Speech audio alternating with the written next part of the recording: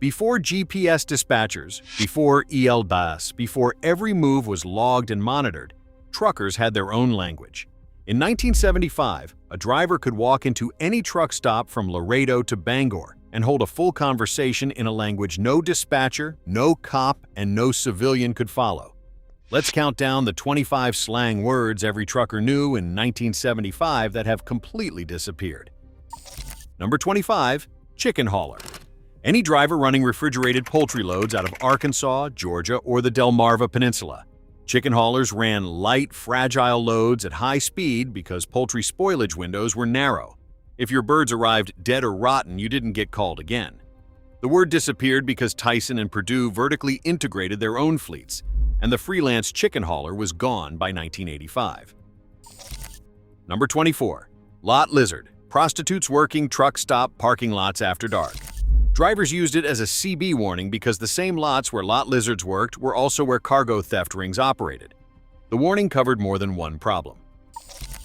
Number 23, deadhead, running empty. No payload, no revenue, just burning fuel to reposition for the next load. Owner-operators calculated deadhead into every load decision before they said yes.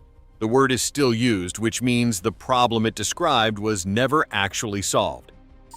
Number 22, bear in the air. State police aircraft timing vehicles between painted markers on the highway. The warning traveled faster than the plane could reposition. ELD records what you did 3 days ago, and your dispatcher reads it on Friday.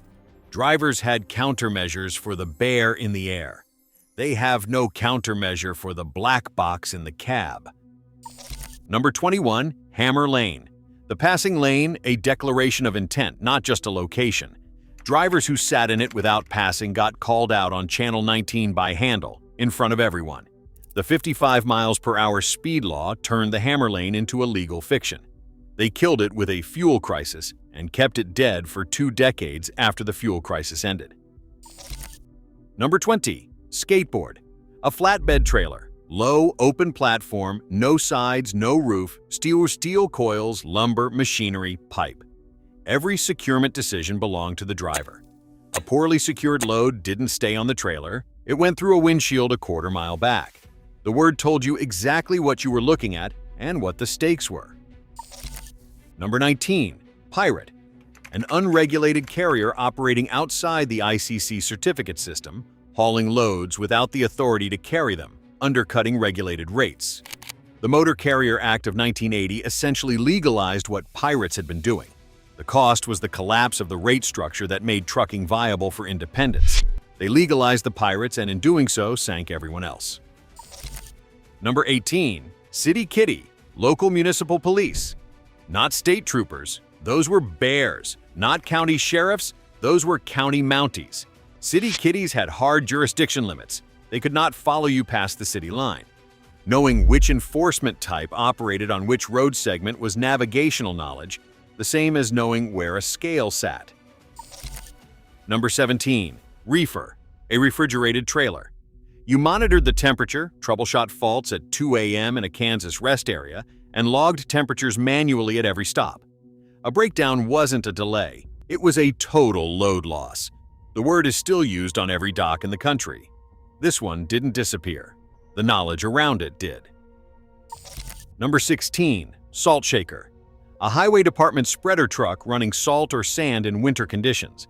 Salt shaker at mile 44 eastbound meant slow down and brace for corrosive brine spray on your windshield. Drivers warned each other because it wrecked their trucks. Nobody warned anyone about what it was doing to the water table. Nobody warned the rivers. Number 15, double nickel, 55 miles per hour.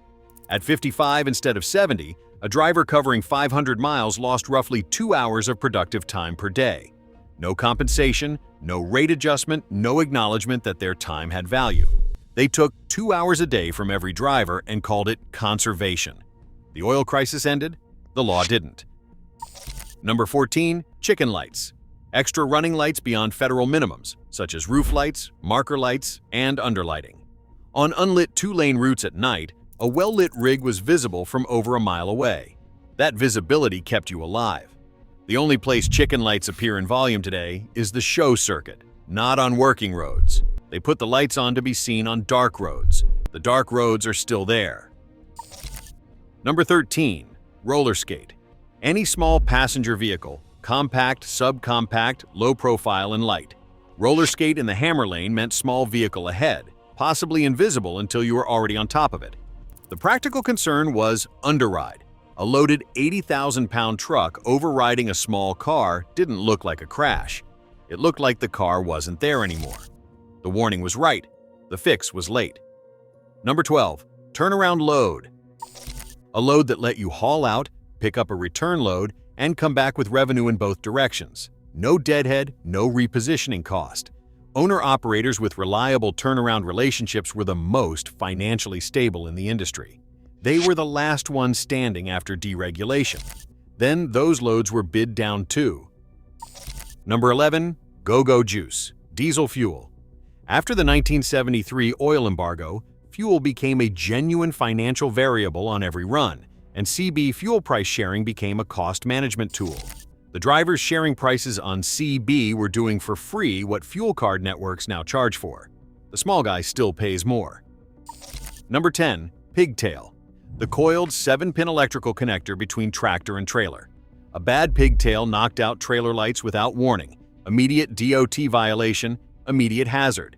Experienced drivers checked it at every hookup because the consequences of skipping were specific and immediate. The same connector remains the North American standard today. The words that survived are the ones attached to something that still works the same way. Number 9. Bear trap. A corridor with consistent recurring law enforcement, not a one-time stop, but a known stretch that drivers shared as navigational data. The CB system had no enrollment and no exclusion. Every driver had equal access to the same intelligence. The replacement system does not work that way. Number 8. Wiggle wagon. A double or triple trailer combination.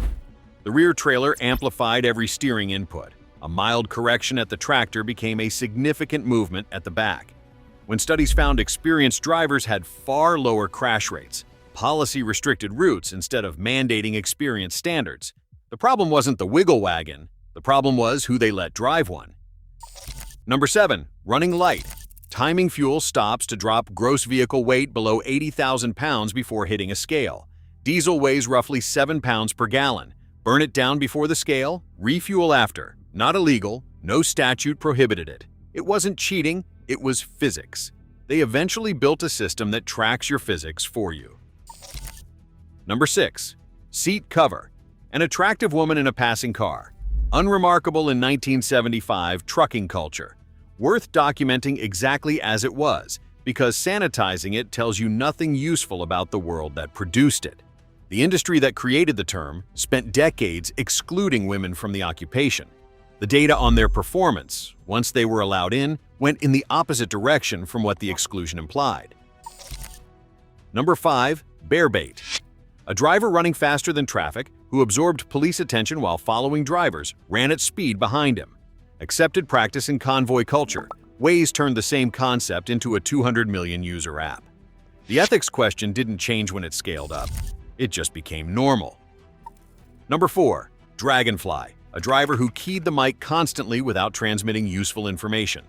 Channel 19 ran on social enforcement, call the bad actor out, on air, by handle, in front of everyone.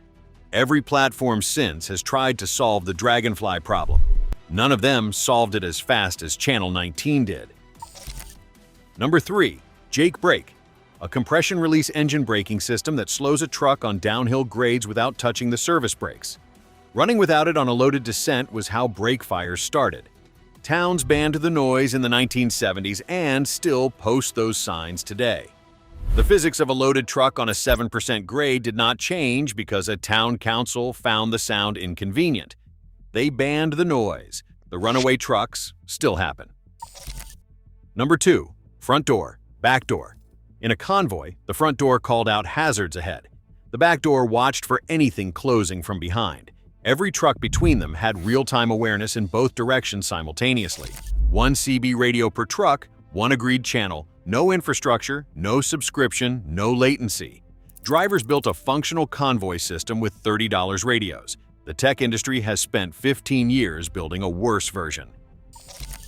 Number 1. Handle, a CB alias, the name a driver used on air, separate from his legal name, his carrier, his DOT number, entirely self-assigned, no registry, no application, no fee.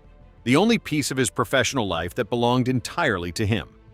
The electronic logging device mandate ties hours of service data to the driver's CDL number, the vehicle's VIN, and the carrier's DOT number, transmitted to the carrier in real time. The ELD is the anti-handle. The handle was anonymous by design. The ELD is identified by design. Both exist in the same cab today. Only one is required by federal law. They took the name the driver gave himself and replaced it with a number the government assigned. That's the whole story of what happened to this industry in one sentence. If any part of this vocabulary is still in your head, if you heard any of these words from a father, an uncle, a grandfather, write it down somewhere permanent. The slang is gone. The drivers who used it are in their 70s and 80s. What gets written down in the next 10 years is what survives. What's the first CB handle you ever heard? Drop it in the comments. The road had a language. The language died before anyone thought to write it down.